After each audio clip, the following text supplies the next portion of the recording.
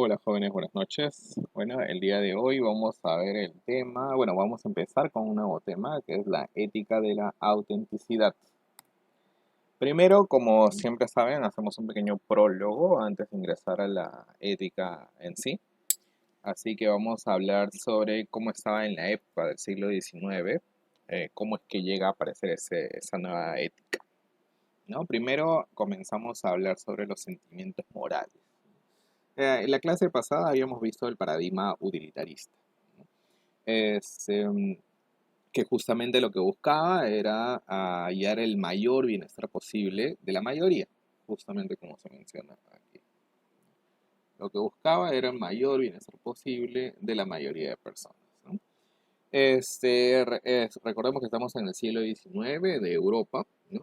Ahí apareció la tradición ética sobre los sentimientos morales, que es una postura que sostiene la relación no solamente es en base a nuestro optar moral, o sea, a la razón, sino a la llamada empatía, ahí los sentimientos morales, ¿no? O la capacidad de sentir con los demás. Aquí justamente esto es bastante, ¿no? El significado de la empatía va a tener bastante significado en esta introducción. Por ejemplo, ¿quiénes fueron los autores que más o menos estaban entrando en estas posturas? Tenemos a David Hume y Adam Smith. Ambos hablarán de simpatía para referirse a la capacidad que llamamos hoy empatía. Recordemos que empatía es ponernos en los zapatos de la otra persona, ¿verdad? Sentir como la otra persona. Sin embargo, estas dos perspectivas tuvieron dos puntos de vista similares, pero no iguales, que los que vamos a ver a continuación. Por ejemplo, aquí tenemos la obra de David Hume. En el caso del escocés, ¿no? David duda que la razón sea la base de la moral, ¿no? Recordemos que en la ética de la autonomía mucho hablábamos de la razón, ¿no? En la ética de la autonomía, cuando hablábamos en toda la época de la ilustración, por ejemplo, la revolución industrial, ahí se comenzó a hablar de que ya dejábamos de lado el pensamiento teocentrista, ¿no? Todo lo que es el tema de Dios y los reyes, y decíamos que la persona era como un ser, como ser pensante, ser razonable, entonces podía definir qué cosa es bueno y qué cosa es malo, ¿no? Pero aquí aparece otra perspectiva, ¿no? Por ejemplo, cuando alguien dice, debo hacer ejercicio porque es bueno para la salud, todos sabemos eso, ¿verdad? Hacer ejercicio es es bueno para la salud, pero todos lo hacemos. Es más, creo que la mayoría no hacemos ejercicio. Entonces ahí sale la pregunta, ¿no? ¿Por qué no lo hacemos? Si es que sabemos que es bueno, ¿por qué no? Si nosotros utilizamos la razón y sabemos que es bueno hacer ejercicio, ¿por qué no lo hacemos? Y acá Hume sostiene que las pasiones dan motivación para actuar y no la razón. Y no la razón. Entonces, ellos se están enfocando más en los sentimientos, ¿no? La pasión, la motivación, y ahí recién viene la actuación. En este caso, al no hacer ejercicio, no hay la pasión respectiva, ¿no? Nosotros sentimos mucha más pasión, mucho más placer al comernos un pollo a la brasa que al irnos a darle 3 vueltas al Pentagonito, ¿no? Para hacer nuestros 4 kilómetros. De hecho, que es mucho más rico una salchipapa. Entonces, ahí es que no necesariamente estamos haciendo uso de la razón, sino estamos llevando por las pasiones, por las motivaciones, por la búsqueda del placer. Hume también plantea la simpatía como elemento presente en nosotros para sentir junto con los demás.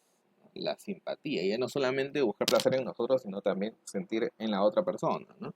Este sentimiento moral, nuevamente la palabra sentimiento moral, de sufrir con el otro. De repente hay un sentimiento que no necesariamente, como el caso que les puse de la salchipapa, el pollo de la brasa, que realmente es un sentimiento que a nosotros nos va a dar placer, pero al contrario, se solidarizan con otra persona. Este sentimiento moral de sufrir con el otro, ¿no? La simpatía va más para la otra persona, ¿no? Se da el momento de percibir a la otra persona. Por ejemplo, al percibir la lesión de un deportista sentimos ese dolor como propio. Claro, ¿no? De repente nosotros estamos viendo un partido, ¿no? Algún deporte y de repente alguien se lesiona. Inmediatamente nosotros sentimos ese dolor o nos retorcemos o de repente vemos que alguien está, uno de nuestros artistas favoritos está en pleno concierto y de repente se tropieza y se cae, ¿no? Entonces, en el primer momento, más que risa, lo que nosotros es como que sufrimos, sentimos cómo nos afecta, ¿no? Entonces ahí tenemos la simpatía de la que habla Jung, ¿no? De este modo, el sentimiento moral permite evaluar y distinguir entre conductas correctas e incorrectas, ¿no? Ya no basándonos en la razón, sino en los sentimientos, en base al apego o rechazo hacia estos comportamientos, ¿no? Nos vamos a sentir si es que consideramos que están bien o mal, de acuerdo al sentimiento que nosotros le pongamos. Por su parte, Adam Smith, ¿no? En su obra de la teoría de los sentimientos morales, plantea una noción de simpatía distinta, ¿no? La capacidad de imaginar los sentimientos ajenos, claro, porque en este caso él menciona algo que realmente no nos ha pasado o no nos está pasando, como si de repente hemos tenido una lesión, en un momento nos hemos caído, etcétera, pero aquí nos imaginamos sentimientos ajenos, nos ponemos en ese lugar. Por ejemplo, así es posible imaginar situaciones que no necesariamente hemos percibido, ¿no? No nos hemos sentido, cuando ha sucedido, no nos hemos sentido afectados por esa situación. Sin embargo, nos imaginamos cómo debe ser ese sentimiento, sin haberlo sentido, porque de repente una caída, una lesión, algo por el estilo, como les puse en el ejemplo, sí lo sentimos, es algo automático que nosotros lo sentimos, ¿no? Sin embargo, aquí vamos a ver un ejemplo en el que no necesariamente lo vamos a sentir, pero podemos imaginar. Acá está, por ejemplo, al dar el pésame a una familia cuyo difunto no conocemos, pero podemos imaginar cómo se siente. Por ejemplo, ¿no? Muchas veces nos han invitado seguramente a algún velorio. Hemos de repente, no sé si ustedes, pero al menos en mi caso, por ejemplo, sí he tenido la oportunidad de asistir a un velorio de mi mejor amigo en un momento, por desgracia, falleció. Y realmente lo sentí, me dolió. Sin embargo, en la mayoría de los casos, pues ha habido velorios en los que he tenido que asistir porque he estado invitado, pero realmente no conocía a la persona porque iba acompañando a otra. Sin embargo, cuando tienes que dar el pésame a la familia, pues tienes que darlo, pero te imaginas, porque sabes cómo es el sentimiento, entonces te lo imaginas, pero no es que lo estás sintiendo en ese momento, ¿no? Pero puedes darte cuenta de que realmente algo es correcto o incorrecto, algunas actitudes de acuerdo en base a lo que te estás imaginando, ¿no? Más que a la razón de que realmente debes hacerlo o no.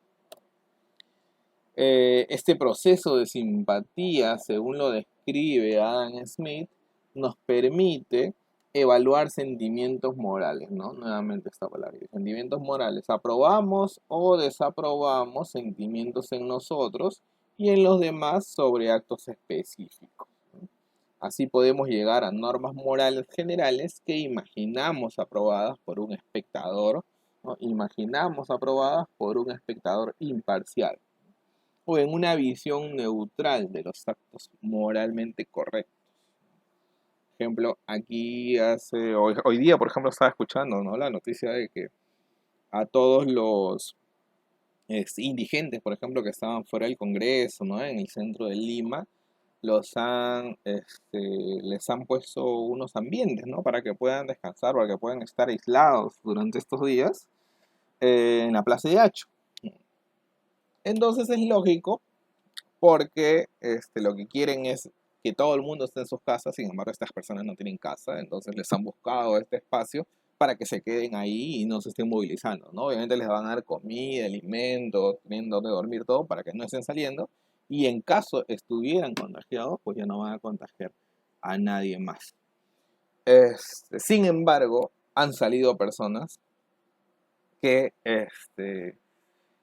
por ejemplo, la asociación, ¿no? La asociación de corrida de toros ha salido a decir, pues, de que no está de acuerdo, ¿no? Por X motivos, de que no está de acuerdo que ellos estén ahí. Entonces nos damos cuenta que ahí ellos no están desde una posición neutral, porque están buscando ciertos de que es el ambiente donde ellos normalmente se encuentran. Entonces siempre tenemos que validar de que nos encontremos en una posición neutral y que nuestros sentimientos no nos estén afectando, ¿no? Ahí está la diferencia de qué cosa nos dice la razón, qué cosa nosotros consideramos que es correcto y qué cosa nos dice el sentimiento que puede hacernos cambiar sobre lo que la razón nos podría decir. Las normas morales refieren así a los límites para el actuar moral y la virtud será internalizar ese tipo de actos, ¿no? Las normas morales, ¿qué cosa nos dice? ¿Cómo debería ser? O sea, por ejemplo, la moral, ¿no? La moral nos dice cómo es que debería ser, cuáles son esos límites para el actuar moral y la virtud, y que de esa manera podamos saber cómo actuar en estos casos, ¿no? Según esta teoría. Como podemos ver, en ambos autores el planteamiento de los sentimientos morales no termina por descartar totalmente a la razón, y es lo que hemos visto. Cuando te vuelves, si bien es cierto, cuando te dejas guiar por estos sentimientos morales, dejas de lado la razón. Pero si es que ya nos ponemos normas, entonces por ahí que debemos darle una mirada a la razón para poder entender y definir cuáles son esos sentimientos que deberíamos tener. Dado que hay una evaluación de las conductas para establecer normas, ¿no? Justo lo que les mencionaba. Sin embargo, es un aporte significativo la presencia de la motivación y la empatía en el actuar moral. Entonces, con eso hemos visto lo que es la parte de los sentimientos morales. Y ahora vamos a entrar a la crisis de la moral en el mundo contemporáneo. Ya aquí entramos, ¿verdad? Porque hemos empezado con la época griega, luego hemos empezado la época romana, luego revolución industrial, ¿cómo se llama? La época del imperio, de los reyes, luego a la revolución, por ejemplo, a la revolución francesa, a la época de la Ilustración, por ejemplo. Sin embargo, ahora ya vamos a entrar al mundo contemporáneo, al mundo como lo conocemos. Y ahí es que aparecen los maestros de la sospecha. ¿Quiénes son los maestros de la sospecha? Por ahí tenemos a Nietzsche. ¿Quién es Nietzsche? Ya recordarán ustedes que es el padre de la filosofía, ¿no? A Sigmund Freud, que recordarán, ¿no? En sus clases del colegio, que es el padre de la psicología, ¿no? Y a Marx, ¿no? Que es el padre de la economía, como lo habrán visto en sus clases de economía, ¿no? Listo, acá tenemos a ¿no? ¿Quién les puso este nombre? Pues fue el pensador francés Paul Ricoeur. Llaman maestros de la sospecha a Marx en la economía, recordemos, ¿no? Economía. A Nietzsche, que ve la parte de la filosofía, y a Freud, que ve la parte de la psicología. Acá está Nietzsche, Freud y Marx. Listo. Entonces llama maestros de la sospecha a estos tres grandes pensadores en medio del desencanto del siglo XIX, ¿no?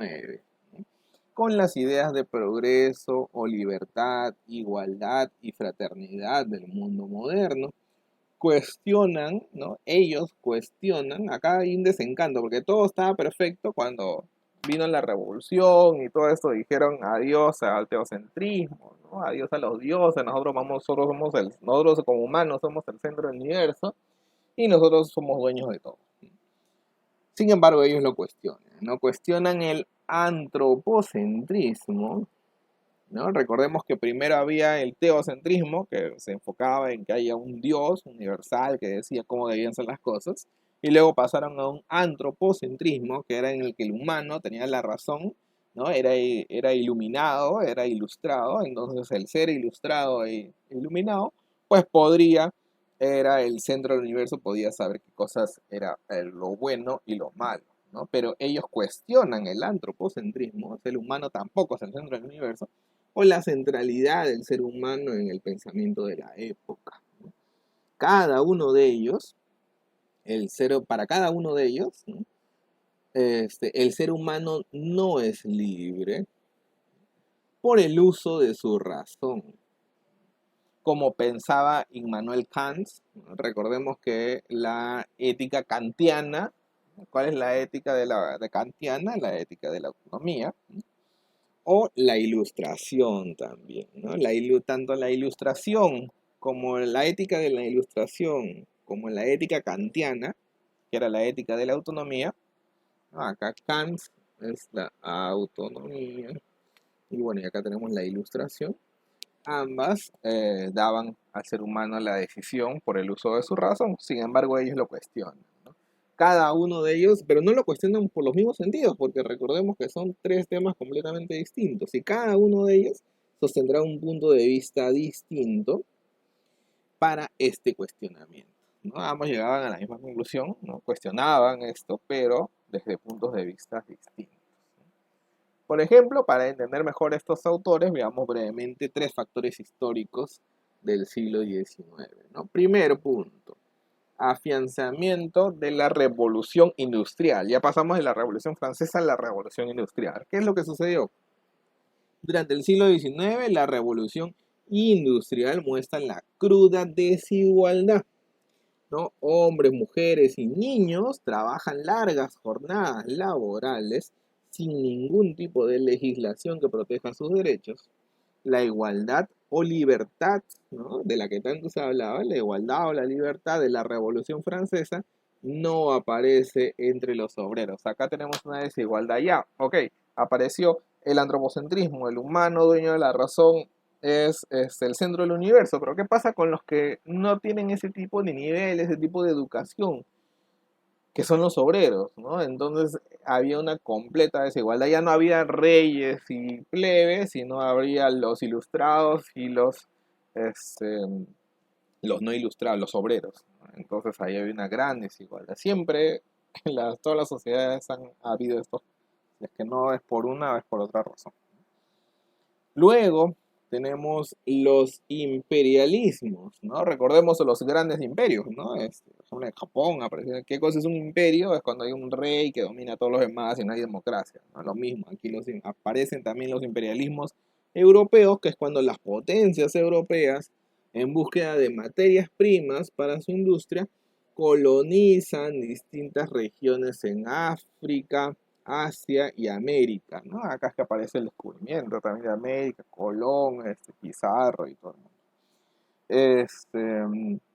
¿No? Y Italia arrasa con Argentina, ¿no? El mestizaje que hubo entre España y Perú y Bolivia, no, y Bolivia, no, y Perú más que todo. En otros países, no sé si se han dado cuenta, pero nosotros somos mestizos porque encontraron los españoles un gran imperio civilizado, ¿no? Que era el de los incas. Entonces, al ser civilizado, consideraron más o menos que eran como sus iguales, entonces hubo este mestizaje entre razas, ¿no?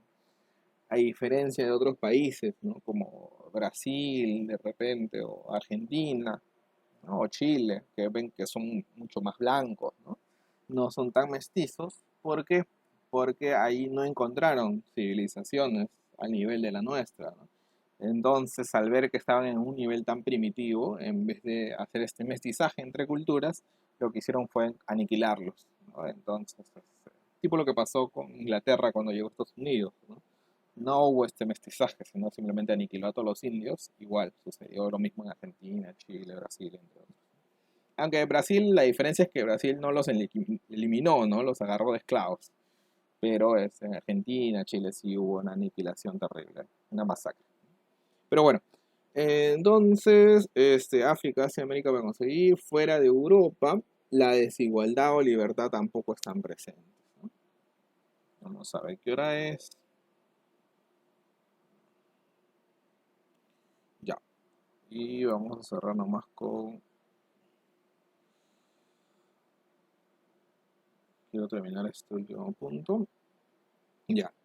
Y lo vamos a dejar aquí, esta presentación, con el tercer punto, la consolidación de la ciencia y la técnica. El planteamiento evolucionista de Charles Darwin, ¿no? le muestra al ser humano Charles Darwin la evolución, ¿no? Recordemos que él es el que da la teoría de la evolución. El planteamiento evolucionista de Charles Darwin le muestra al ser humano que no es el centro de la naturaleza, no es que todo se creó por el ser humano, eso es lo que creían con su pensamiento de la época, ¿no? Sin embargo, aquí él explica el planteamiento de Charles Darwin que en realidad, así como una planta ha crecido y evolucionado, igual nosotros también hemos crecido unas células y hemos aparecido aquí. Entonces, solamente somos una casualidad de la naturaleza. Tampoco es la especie neutral más importante y ni superior al resto, ¿no? Un elefante, un león nos podría destruir en cualquier momento. Tampoco tiene la capacidad para adaptarse a su medio ambiente, porque en un frío intenso, pues podemos morir. Acá no se ve mucho eso, porque nuestro clima en Lima, al menos, es súper tropical, ¿no? Nadie se muere aquí por frío, por calor, ¿no? Sin embargo, en otros países, por ejemplo, como en Estados Unidos, no encuentras tantas personas en la calle como si lo hay acá. ¿Por qué? Porque pasa una noche en la que todo se congela y está bajo cero. En la mañana en los parques, si es que alguien no tiene casa, pues amanece congelado, ¿no? Por el contrario, también en épocas de verano, pues aparece quemado, ¿no? No soportan las temperaturas, ¿no? Tienes que tener una casa en donde está con aire acondicionado, con todos los servicios, o sea, no te puedes dar el lujo de dejar de pagar, ¿no?, la luz, porque si no te congelas o te mueres de calor, entre otras cosas.